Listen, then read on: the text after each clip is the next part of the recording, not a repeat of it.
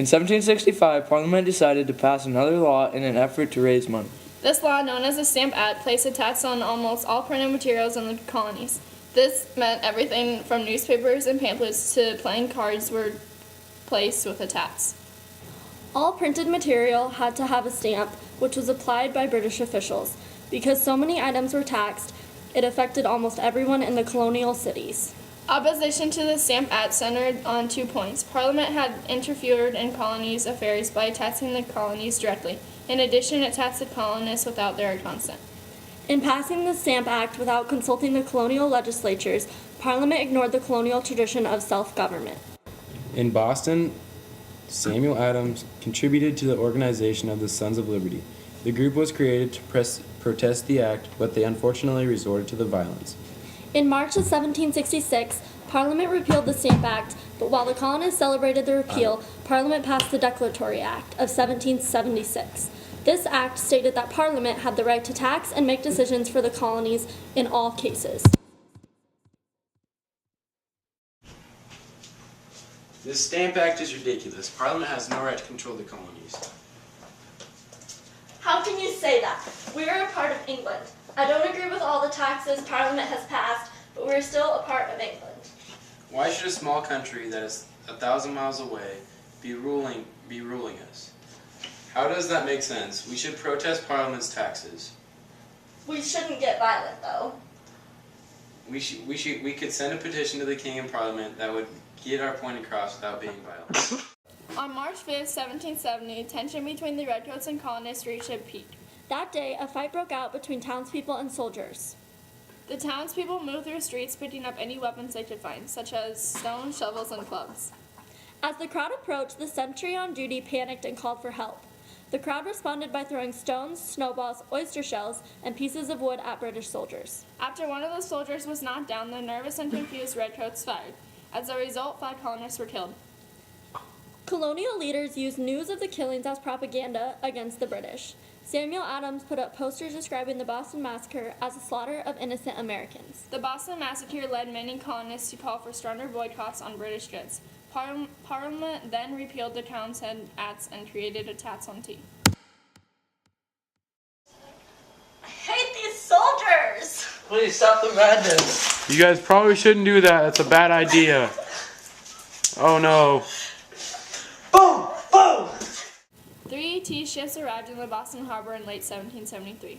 The royal governor, whose house had been destroyed by the Stamp Act protesters, refused to let the ships turn back.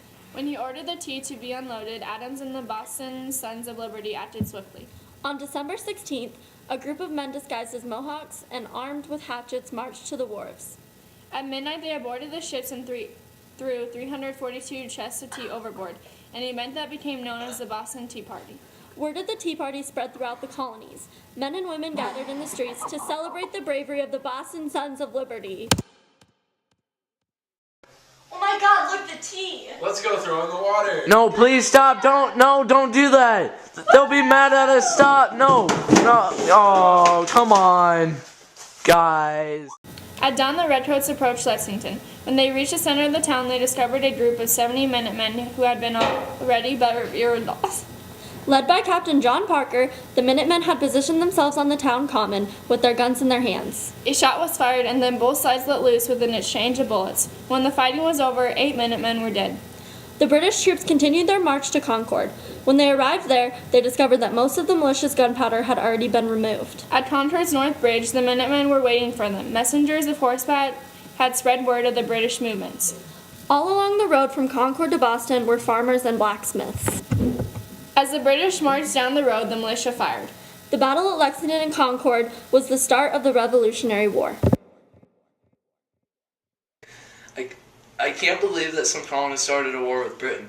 But it's important that we separate from Britain. But you will never win because the British have a powerful army. Using strategy, we can manage to make it through the war alive and prove that we are a strong force. But Britain supports us so much, and it would be a tragedy to separate. We'll just see what happens. At the Second Continental Congress in Philadelphia, the meeting hall was filled with spirited debate. One central issue occupied the delegates. Should the colonies declare themselves an independent nation, or should they stay under British rule? In April 1776, North Carolina instructed its delegates to support independence. Virginia's Richard Henry Lee proposed a bold resolution. That these united colonies are, and of right ought to be, free and independent states. In that all political connection between them and the state of Great Britain is and ought to be totally dissolved. The Congress debated the resolution. Some delegates still thought the colonies were not ready to form a separate nation. Others argued that war already had begun and a large portion of the American population wanted to separate from Great Britain. Still, others feared Great Britain's power to hold down the rebellion. While the delegates debated the issue, the Congress chose a committee to create a Declaration of Independence.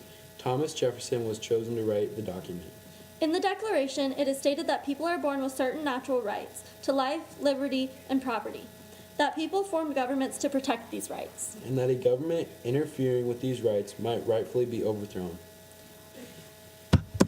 On July 2nd of 1776, the Congress finally voted on Lee's resolution for independence. 12 colonies voted for it. New York did not vote, but later announced its support. After making some changes, they approved the document on July 4th, 1776. On this day, July 4th, 1776, I, Thomas Jefferson, signed the Declaration of Independence. But sir, this could endanger your life. But you must sign it.